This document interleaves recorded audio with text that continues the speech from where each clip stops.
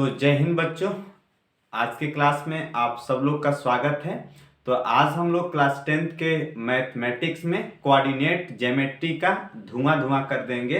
तो coordinate geometry से आपके बोर्ड परीक्षा में जितने भी इम्पोर्टेंट क्वेश्चन बनने वाले हैं, आज के क्लास में हम उन सभी क्वेश्चनों को लेकर आए हैं। तो आप बने रहिए मेरे वीडियो में और उठाइए अपना कॉपी और कलम और आइए लगाते हैं सवाल। देखिए प्यारे बच्चों, आज की क्लास को हम लोग स्टार्ट करते हैं। आज की क्लास का जो आपका पहला क्वेश्चन है कि पहले ऑब्जेक्टिव से थोड़ा सा क्वेश्चन हम लोग चालू करते हैं। क्वेश्चन यही है कि बिंदुओं 4, 5 और 6, 9 को मिलाने वाली रेखा के मध्य बिंदु के निर्देशांक ज्ञात कीजिए। तो आप देख पा रहे हैं कि यहाँ पे यह एक रेखा है और यहाँ पे एक बिंदु A है, यह बिंदु B है। तो बिंदु A और बिंदु B के निर्देशांक दिए हैं 4, 5 और 6, 9 है। मान लेते हैं कि इसका मध्य बिंदु P है जिसका निर्देशांक x, y है और इसी मध्य बिंदु को हम लोग को ज्ञात करना है। इसका 4 ऑप्शंस है 1, 2, 5, 7, 5, 2, 1, 7। अब जानते हैं कि मध्य बिंदु को ज्ञात करने के लिए सूत्र होता है x बराबर x1 plus x2 upon 2, y बराबर y1 प्लस y2 अपन 2। तो प्यारे बच्चों यहाँ पे मान लेते हैं कि यह x1 y1 का मान 4, 5 है, x2 y2 का मान 6, 9 है। तो मध्य बिंदु को ज्ञात करने का सूत्र यही होता है कि x equal to x1 plus x2 upon 2 और y equal to y1 plus y2 upon 2। तो जब x1 की जगह पे हम 4 रखते हैं तो अगर हम लोग 4 रखेंगे x1 का मान 4 हो जाएगा आपका और y1 का मान कितना हो जाएगा 5 हो जाएगा और बटा में 2, तो 5 4 कितना हो जाएगा 9 और बटा में कितना, सॉरी गलत हो गया यहाँ पे आपका सवाल पहले ही। x1 का मान क्या आपका 4 है, आप प्लस x2 का मान आपका कितना है, तो x2 का मान यहाँ पे आपका 6 है। अब बटा में कितना हो जाएगा 2, 6 और 4 कितना होता है 10 और 10 बटा में 2 और 10 को 2 से काटेंगे तो कितना मिलेगा आपका 5। इसी प्रकार से बच्चों अगर यहाँ पे हम y equal to y1 plus y2 upon 2 होता है तो y1 का मान यहाँ पे हो जाएगा 5 और प्लस y2 का मान कितना हो जाएगा 9 हो जाएगा और बटा में 2 हो गया और 9 5 कितना हो जाएगा, तो अगर 9 में 5 को जोड़ेंगे तो 9 5 हो जाएगा 14 बटा में 2 और 14 को 2 से काटेंगे कितना आ जाएगा 7। यानी मध्य बिंदु का जो निर्देशांक आया वो 5 का मान कितना हो गया 7। तो यहाँ पर आपको मिल गया 5 और वहां पे हो गया 7। तो इस प्रकार से आपका ऑप्शंस में क्वेश्चन दिए रहेंगे मध्य बिंदु को ज्ञात करने के लिए और आप इसी फार्मूले को अप्लाई कीजिएगा कि x बराबर x1 प्लस x2 अपन 2 और y बराबर y1 plus y2 upon 2। Note कर लेंगे।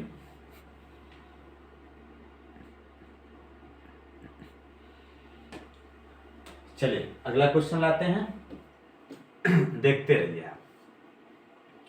प्यारे बच्चों यहाँ पे आपका नेक्स्ट क्वेश्चन है, कह रहा है कि उस बिंदु के निर्देशांक ज्ञात कीजिए जो बिंदुओं 4, -3 और 8, 5 को जोड़ने वाले रेखाखंड को आंतरिक रूप से यानी अंतः 3 संबंधे 1 के अनुपात में विभाजित करता है। तो विभाजन के 2 ही फार्मूले होते हैं, एक अंतः एक का होता है वाह्यतः। तो अगर विभाजन में आंतरिक रूप से यानी अंतः विभाजन का है तो प्लस हो जाएगा और y रूप में क्या हो जाता है माइनस हो जाता है। तो सबसे पहले तो हम एक डायग्राम बना लेंगे कि यह एक रेखा हो गई, यह बिंदु A है, यहाँ पे बिंदु B है, इसका मध्य बिंदु का हो गया P हो गया। बिंदु A का निर्देशांक 4, -3 है, बिंदु B का निर्देशांक 8, क्या है 5 है। तो 4, -3 यह मान x1 y1 का है और 8, 5 यह मान x2 और किसका हो गया यहाँ पे y2 का हो जाएगा। और इसका मध्य बिंदु P हो जाएगा जो x कामा y हो जाएगा, और इसका मध्य बिंदु P AB रेखा का विभाजन बिंदु है।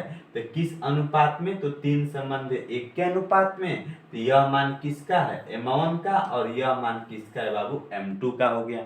तो विभाजन का सूत्र क्या होता है कि x equal to m1 x2 plus m2 x1 upon m1 plus m2, और y equal to m1 y2 plus m2 y1 upon m1 plus m2। तो इस प्रकार से हम लोग x और y का मान निकालते हैं। तो x इक्वल टू हो जाएगा m1 का मान आपका यहाँ पे हो जाएगा 3, और x2 का मान यहाँ से देख लेंगे 8 है, अब प्लस m2 का मान आपका है देखिए 1, और x1 का मान यहाँ पे आपका दिया हुआ है 4। अब बट्टा में m1 प्लस m2, तो m1 प्लस m2 का मतलब 3 धन 1 हो जाएगा। तो 3 8 24 है, 1 4 के 4, और 24 4 28 बट्टा में 4, 28 में 4 से भाग देंगे 4 7 28, यानी कितना आपका रिजल्ट हो गया? 7 हो गया। इसी प्रकार से y बराबर m1 y2 plus m2 y1 upon m1 plus m2 हो गया। m1 का मान आपका 3, y2 का मान आपका यहाँ से हो जाएगा 5, प्लस m2 का मान आपका क्या होगा प्यारे बच्चों? तो m2 का मान 1, और y1 का जो मान होगा ना वो माइनस का 3। अब बट्टा में m1 प्लस m2 यानी 3 धन 1 हो जाएगा। 3 5 15 प्लस का माइनस में माइनस, 1 3 3 3 1 4, 15 में से 3 जाएगा 12, अब बट्टा में 4। अब 12 में जब 4 से भाग देंगे तो 4 3 क्या हो जाएगा? 12, यानी कि x का मान 7 है और y का मान कितना हो गया? 3 हो गया, यानी अंतः बिंदु कितना हो जाएगा? P का मान 7 कामा 3 हो जाएगा। 7 कामा का हो गया? 3 हो गया। इस प्रकार से हमें उम्मीद होगी कि आपने इस क्वेश्चन को समझा है। तो अब मैं आगे बढ़ता हूँ। प्यारे बच्चों, अगर समझने में कहीं भी दिक्कत आ रही हो ना तो नीचे आप कमेंट कर देंगे, तो एक बार हम उस क्वेश्चन को दोबारा बता देंगे। यहाँ पे आपका जो अगला क्वेश्चन है आप लोग देख पा रहे हैं कि बिंदु 3,4 की y अक्ष से दूरी क्या होगी। अगर ऐसा कभी भी क्वेश्चन पूछे ना तो आप ऑप्शनल में पूछ सकता है, तो बिंदु 3,4 की x अक्ष से दूरी क्या होगी। तो अगर x अक्ष की बात करेगा तो y का जो मान होगा उसको रख देंगे। जैसे x, y होता है ना, तो x अक्ष से दूरी क्या होगी, तो x अक्ष पर पूछेगा तो y का मान कितना हो जाएगा? 4, और y अक्ष पर पूछता तो x का मान कितना हो जाता है? 3 हो जाता है। इस प्रकार से आप क्वेश्चन को सॉल्व कर सकते हैं। चलिए आगे देखते हैं। ये आपका क्वेश्चन है यहाँ पे कि देखिए कह रहा है कि सिद्ध कीजिए कि बिंदु A 6,9 B 0,1 और C -6, -7 संरेख है। तो A वैसे संरेख, हाँ संरेख वाला क्वेश्चन आपका बन सकता है। तो संरेख का रूल यही होता है कि जैसे कि मान लीजिए कि एक यहाँ पे हम लोग रेखा ले लेते हैं, यहाँ पे लिख देते हैं A, और यहाँ पे आपका हो गया B, और बीच में लिख देते हैं हम C। तो हाँ ऐसे लिख दिया जाए तो बाबू एक बात को ध्यान देंगे, ये जो आपका AB है और आपका ये जो BC है, अगर इन दो AB और BC का योग यदि आपका AC के बराबर आ जाए ना तो आप मान के चलिए कि यह संरेख है। क्या है? संरेख है। तो आप देख पा रहे होंगे हमने यहाँ पे 3 बिंदु ले लिया है, A, B और का हो गया C हो गया। इन तीनों बिंदुओं में बिंदु A के कोऑर्डिनेट 6,9, B का 0,1, C का -6,7 हो गया। तो हमने एक बार AB को ले लिया तो AB की दूरी निकाला, तो दो बिंदुओं के बीच की दूरी का सूत्र x1 - x2 का होल स्क्वायर और y1 - y2 का होल स्क्वायर। तो आप जान ही रहे हैं कि x1 y1 x2 और क्या हो जाएगा यहाँ पे y2 हो जाएगा। उसी तरह एक बार किसका मान निकाल देंगे? BC का। तो BC के लिए अब यह x1 y1 x2 और y2, पुनः दूरी सूत्र का प्रयोग कर देंगे। समीकरण नंबर 1 और यहाँ पे समीकरण नंबर 2 हो जाएगा। पुनः A से C की दूरी निकाल देंगे। तो अब A से C में यह x1 y1 क्या हो जाएगा आपका x2 और y2 हो जाएगा।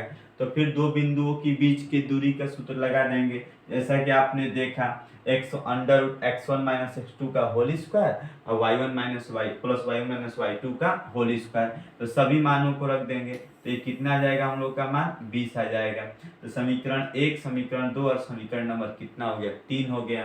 तो जो A B plus B C का योग होगा वह ए सी के क्या होगा बराबर होगा। तो कह सकते हैं कि अतः यह क्या है संरेख है। क्या बाबू संरेख है। यानी ये 10 आ गया, ए सी आपका कितना आ गया 20 है और बी सी आपका कितना है 10 है। तो आप देखिए यहाँ पे ए बी 10 बी सी 10 यानी A B plus B C का जो मान 10 10 20 है वह ए सी का मान कितना है 20 है, इसके बराबर है। इसलिए कह सकते हैं कि अतः यह संरेख है। क्या है संरेख होगा। चलिए अगला क्वेश्चन देखते हैं। संरेख वाला एक क्वेश्चन आपका बन सकता है, लॉन्ग में बनेगा। से मान लीजिए कि आपका क्वेश्चन हो गया सब में दूरी सूत्र का प्रयोग करना है। प्यारे बच्चों सिद्ध कीजिए कि बिंदु -3, 0, 1, -3, 4, 1 समकोण समद्विबाहु त्रिभुज के शीर्ष हैं। तो समकोण समद्विबाहु त्रिभुज के शीर्ष हैं तो यानी या हाँ समकोण समद्विबाहु त्रिभुज के क्या हो गए शीर्ष हो गए। तो ये देखिए एक बात कहा है कि ये समकोण भी है और समद्विबाहु भी है। तो समद्विबाहु त्रिभुज की विशेषता होती है कि एक ऐसी त्रिभुज जिसकी केवल दो भुजाएं बराबर होती हैं ना तो उसको समद्विबाहु कहते हैं। क्या कहते हैं समद्विबाहु। और समकोण का मतलब ये होता है कि जो बड़ी भुजा होती है, जैसे बड़ी भुजा जैसे मान लीजिए हम एक त्रिभुज लेते हैं ऐसे करके, एक त्रिभुज है बाबू, यह ए है, यह बी है और ये सी है।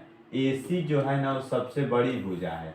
इस 90 डिग्री के सामने की भुजा कड़ होती है। अगर इसको हम थीटा लेंगे तो लंब वाई वाला क्या हो जाएगा आधार हो जाता है।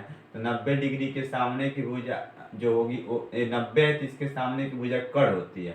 यानी कड़ का जो वर्ग होता है ना शेष दो भुजा लंब प्लस आधार के वर्गों के योग के क्या होता है बराबर होता है। तो इस प्रमेय को कहते हैं पाइथागोरस का प्रमेय। तो समद्विबाहु में केवल दो भुजाएं बराबर हो और समकोण कब सिद्ध होगा जब बड़ी भुजा का वर्ग शेष दो भुजाओं के वर्गों के योग के क्या हो जाएगा बराबर हो जाएगा। प्यारे बच्चों ये तीन बिंदु दिया था त्रिभुज के ए बी और सी। हमने लिख लिया कि बिंदु ए का निर्देशांक -3, 0 है, बी का 1, -3 है और सी का 4, 1 है। तो बाबू हमने जब ए बी की दूरी निकाला ना तो वही फार्मूला लगाएंगे x1 माइनस x2 का whole square plus y1 minus y2 का होल स्क्वायर। तो ए बी में इसको x1 y1 है, इसको क्या मान लेंगे x2 और y2। तो जब दूरी सूत्र का प्रयोग करके जब ए बी का मान निकालेंगे ना तो ए बी का मान आ जाएगा कड़ी में 25, समीकरण नंबर 1 बना देंगे। उसी प्रकार से एक बार बी और सी को लेंगे तो ये x1 y1 x2 और क्या हो जाएगा y2 हो जाएगा। तो जब BC के लिए जब दूरी सूत्र का प्रयोग करेंगे कि अंडर x1 माइनस x2 का whole square plus y1 minus y2 का होल स्क्वायर ए बी करड़ी में आपका 25 आ जाएगा। और जब AC का मान निकालेंगे ना दूरी सूत्र का प्रयोग करके तो AC में यह x1 y1 है, इसको क्या मान लेंगे हम लोग x2 और y2 मान लेंगे। तो अंडर x1 माइनस x2 का whole square plus y1 minus y2 का होल स्क्वायर। तो AC वाला मान करड़ी में 50 आ जाएगा। आपने देखा कि AB और BC का मान दोनों का है बराबर है। AB कड़ी में 25 है, BC भी कितना है कड़ी में 25 है। यानी AB बराबर BC बराबर कड़ी में 25। तो कह सकते हैं अतः यह समद्विबाहु त्रिभुज है। यानी समद्विबाहु त्रिभुज है यानी एक ऐसी त्रिभुज जिसकी दोनों भुजाएं क्या है बराबर हो गई। अब देखिए बाबू यहाँ पे समकोण कब होगा कड़ी में जब बड़ी भुज इसमें बड़ा मान कौन सा आया है कड़ी में 50 आया है। तो जो इसका वर्ग होगा ना शेष दो भुजा कड़ी में 25 है कड़ी में 25 के वर्गों के योग के क्या हो जाए बराबर हो जाए। तो कड़ी में 50 का वर्ग कड़ी से कड़ी कट जाएगा 50 हो जाएगा और कड़ी में 25 का वर्ग 25 है कड़ी में 25 का वर्ग 25। तो 25 कितना हो जाएगा 50। तो 50 का मान 50 के बराबर है यानी इस पर पाइथागोरस का प्रमेय क्या होता है लागू होता है। तो कह सकते हैं कि अतः एक समकोण त्रिभुज भी है और क्योंकि बड़ी भुजा का वर्ग शेष दो भुजाओं के वर्गों के योग के बराबर है और दो भुजाएं आपस में बराबर हैं तो यह समद्विबाहु त्रिभुज भी है। तो इस प्रकार से आप क्वेश्चन को नोट कर लेंगे, एक बार इसको फिर से अपने आप से करने का प्रयास करेंगे।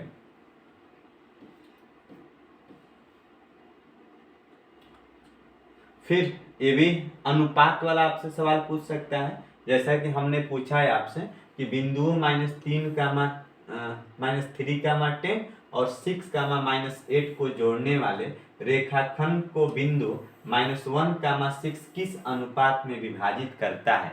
तो किस अनुपात में विभाजित करता है, यानी कि हम लोगों से पूछ दिया कि m1 और m2 का मान क्या होगा, m1 संबंधी m2 का मान क्या होगा। तो बाबू यह बिंदु A और बिंदु का हो गया B हो गया, और इसका मध्य बिंदु का हो गया P हो गया। तो बिंदु A का निर्देशांक -3, -10 हो गया, यह x1 y1 हो गया। बिंदु B का निर्देशांक 6, -8 हो गया, इसको x2 और y2 मान लेते हैं। इसका मध्य बिंदु P तो आपका दिया ही है -1, 6, इसको x का मान लेते हैं, y मान लेते हैं, यह m1 और यहाँ पे क्या हो जाएगा हम लोग का m2 हो जाएगा। तो जब विभाजन सूत्र का प्रयोग करेंगे ना तो अंतर विभाजन में x = m1, यहाँ पे m1 इसको लिख देंगे x2, m1 x2 plus m2 x1 upon m1 plus क्या हो जाएगा m2। तो हम सब मानों को यहाँ पे रखते हैं, तो x का मान क्या है -1 बराबर m1 का मान सर बताना है, नहीं पता है, m1 लिख देंगे, x2 का मान आपका 6 हो जाएगा प्लस m2, x1 का मान आपका -3 हो जाएगा बटा में m1 प्लस m2। तो देखिए प्यारे बच्चों, जब -1 है, m1 प्लस m2 का इसमें हम लोग क्रॉस मल्टीप्लाई कर देंगे, तो ये हो जाएगा कि माइनस लिख के और m1 प्लस m2 करेंगे, तो माइनस से ब्रैकेट को जब ओपन करेंगे तो -m1 और -m2, और जब 1 का इसमें मल्टीप्लाई करेंगे तो चाहे 6m1 और -3 का m2 में, तो -3 का हो जाएगा m2। अब यहाँ पे क्या करते हैं कि -m1 है और +6m1 है, इसको एक साइड कर एक पक्ष में कर देते हैं, तो -m1 और -6 का हो जाएगा हम लोगों का m1 = -3m2, और माइनस वाला इधर आएगा तो क्या होगा प्लस का हो जाएगा m2। तो -m1 -6m1 -7m1 और -3m2 में से m2 को कम करेंगे -2m2, माइनस से माइनस का हो जाएगा कैंसिल, m1 बटा में m2 बराबर 2 बटा में 7। तो m1 संबंध m2 का मान कितना हो जाएगा 2 संबंध 7 हो जाएगा। तो ये हम लोग का राइट आंसर हो जाएगा, इस बात को ध्यान देंगे।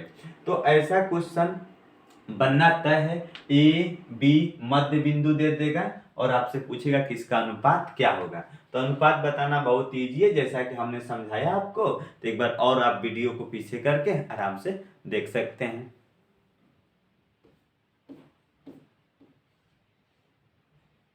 ये विभाजन वाला सवाल आपसे पूछ लिया जाता है कि 6 नंबर में, जैसे मान लीजिए कि बिंदु a -2, -2 b2, 8 को जोड़ने वाले रेखाखंड AB को 4 बराबर भागों में विभाजित करने वाले बिंदुओं के निर्देशांक ज्ञात कीजिए। तो A और क्या लिख देंगे हम लोग, B लिख देंगे। 4 बराबर भागों में, एक भाग P, एक भाग Q, एक भाग क्या हो जाएगा R हो जाएगा। तो 1 2 3 4 कितने भाग हो गए, 4 हो गए।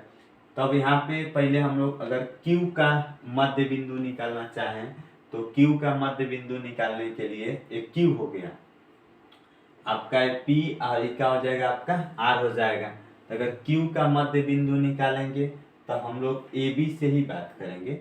तो यह मान x1 y1 x2 और क्या हो जाएगा y2 हो जाएगा।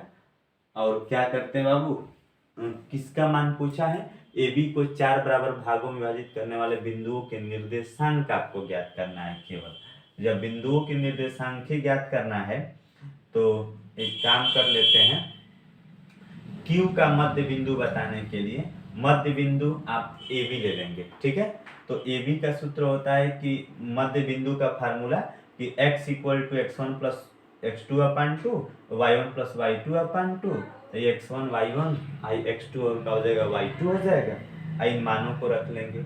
उसके बाद से P का मतलब क्या हो गया AQ, और नहीं, पी का अगर मध्य बिंदु निकाले, पी का मान निकालना चाहे तो पी का मान का मतलब कि ए क्यू का मध्य बिंदु, तो ए क्यू तभी आपका क्यू यहाँ से निकला था, 0 का मान कितना हो गया 5 हो गया, तो फिर वही फार्मूला x1 y1 और x2 y2 हो जाएगा। तो x equal to x1 plus x2 upon 2 और y equal to y1 plus y2 upon 2, यहाँ से मान निकाल लेंगे। और r का मध्य बिंदु का मतलब ये हो गया कि जो आपका q है और आपका b है, तो आपको q निकला था कितना 0 का मान 5, b क्या है 2 का मान 8, तो ये x1 y1 है, x2 और क्या हो गया y2 हो गया। तो r बराबर qb यानी x1 plus x2 upon 2 y1 plus y2 upon 2, उसी मध्य बिंदु का प्रयोग कर लेंगे, x1 y1 x2 y2, इन सब मानों को हम लोग रख लेंगे। तो इस प्रकार से हम लोग विभाजित करने वाले बिंदु, 4 बराबर भागों में विभाजित करने वाले बिंदुओं के निर्देशांक बता सकते हैं किस फार्मूले से, तो आप इसको ध्यान देंगे मध्य बिंदु से। किससे? मध्य बिंदु से। और मध्य बिंदु का एक फार्मूला होता है, तो आप कोशिश करेंगे सबसे पहले Q का मध्य बिंदु निकालेंगे, तो A को x1 y1 और B को x2 y2 ले लेंगे, और x equal to x1 plus x2 upon 2, y equal to y1 plus y2 upon 2, ये भी निकाल लेंगे। फिर उसके बाद से जब एक Q निकल जाएगा तो Q के बाद से आप किसको निकाल देंगे P का, तो P को निकालने के लिए AQ को ले लेंगे, फिर R को निकालने के लिए आप QB को ले लेंगे। आसानी से आप निकाल सकते हैं मध्य बिंदु। चलिए अगला क्वेश्चन, चलिए यही था आपका लास्ट क्वेश्चन, तो लास्ट वाला भी क्वेश्चन आपका समाप्त हो गया। तो आप पूरी उम्मीद से अगर इतना आपका क्वेश्चन कंप्लीट है तो निर्देशांक ज्यामिति में इससे अधिक आपको सवाल नहीं लगाना है, और हम आपसे पूरा उम्मीद कर रहे हैं, उम्मीद करते भी हैं और करेंगे भी कि आपको ये सभी प्रश्न जो हमने बताया वो समझ में आए होंगे। नहीं समझ में आया तो नीचे एक बार आप कमेंट कीजिए और आप हमसे पूछ सकते हैं। प्यारे बच्चों, अगर ये वीडियो और मेरी क्लास आपको पसंद आई हो तो आप प्लीज़ आप इसको लाइक करिए, शेयर कीजिए और सब्सक्राइब दोस्तों के साथ शेयर कीजिए, और सब्सक्राइब करना बिल्कुल ना भूलें। अगर ऐसे ही मेरा मनोबल और बढ़ेगा तो और हम आपके लिए सुंदर सुंदर वीडियो बनाएंगे। सुंदर क्या मतलब क्या, कि वही वीडियो बनाएंगे जो से आप आसानी से सफल हो सकें, आपके सफलता में किसी भी प्रकार की कोई कठिनाई नहीं हो। सफलता का मतलब कि अच्छा मार्क्स आपको प्राप्त करना है, तो आप डेली बाय डेली मैथमेटिक्स के क्वेश्चनों पे आपको मेहनत करना है। जैसा आज हमने बताया, तो आप जितना क्वेश्चन आज हमने बताया आप इन सभी क्वेश्चनों पे पूरी अच्छी तरह से फोकस करेंगे। तो आपको थैंक यू, बहुत बहुत धन्यवाद।